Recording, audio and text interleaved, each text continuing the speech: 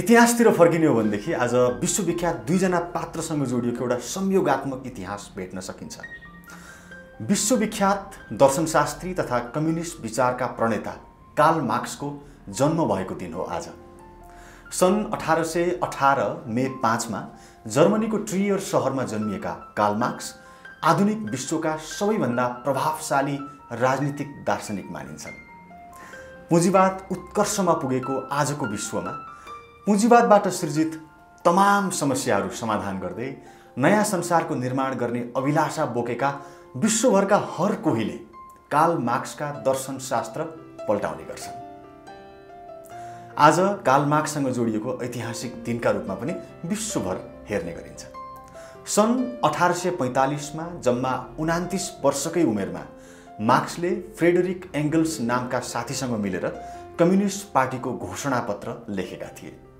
त्यही घोषणापत्र संसारमा सबैभन्दा बढी पढिएको र प्रयोगमा ल्याइएको एउटा दस्तावेज मानिन्छ, जसलाई हामी मार्क्सवाद भन्छौँ।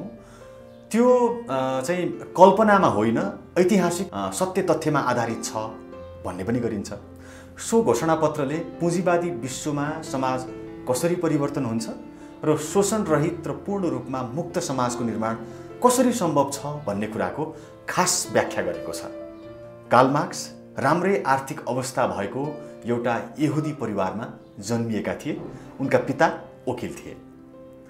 उनले विद्यालय शिक्षा जब सके त्यसपछि बोन विश्वविद्यालयमा कानुन पढे भन्ने इतिहास भेटिन्छ र त्यसपछि सांस्कृतिक केन्द्रका रूपमा रहेको बर्लिन विश्वविद्यालयमा दार्शनिक जर्क विलियम फ्रेडरिक हेगलका युवा अनुयायीहरूको सङ्गतमा परेपछि चाहिँ इतिहास र दर्शन पढ्न थाले भन्ने पाइन्छ।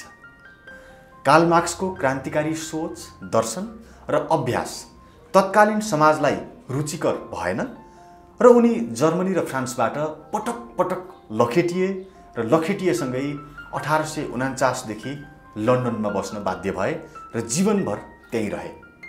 64 वर्षको उमेरमा सन् 1883 मा उनको त्यही मृत्यु भयो।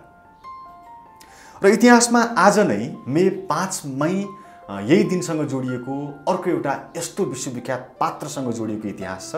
त्यसको लागि हामी सन् 1821 मा फर्किनुपर्छ।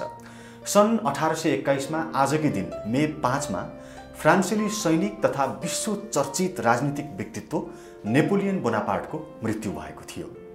उनले त्यस ताका भएका फ्रान्सेली क्रान्ति तथा यससँग सम्बन्धित युद्धमा सफलताका कारण, लगातारको सफलताका कारण एकदमै ख्याति कमाएका थिए भन्ने इतिहासका तथ्यहरूमा भेटिन्छ।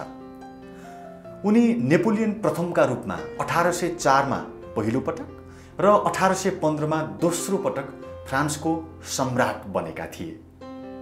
तर सन् 1815 मा चर्चित वाटरलूको युद्धमा फ्रान्स पराजित हुन पुग्यो। सो युद्धमा नेपोलियन बोनापार्ट नेतृत्वको फ्रान्सेली सेना वेलिङ्टन र ब्लुचरको नेतृत्वमा रहेको सहयोगीहरूको गठबन्धनबाट नराम्ररी पराजित हुन पुगेको थियो र 15 अगस्त 1769 मा इटालीमा जन्मेका यी साहसी योद्धाको बन्दी अवस्थामै आजकै दिन सन् 1821 मा सेन्ट हेलेना टापुमा 52 वर्षको उमेरमा मृत्यु भयो। त्यो युद्धमा जब उनको नेतृत्वमा भएको फ्रान्सेली सेना पराजित हुन पुगेको थियो, त्यो पराजयकै भनौँ न एउटा पराजयकै दुखान्तमा रहेरै उनको मृत्यु हुन पुग्यो भन्ने पनि इतिहासका विभिन्न तथ्यले देखाउँछ। कार्ल मार्क्स र नेपोलियन बोनापार्टको जीवनसँग र उहाँहरूको चाहिँ इतिहाससँग जोडिएको आजको यो मे 5 को सुखद संयोग तपाईलाई कस्तो लाग्यो? धन्यवाद।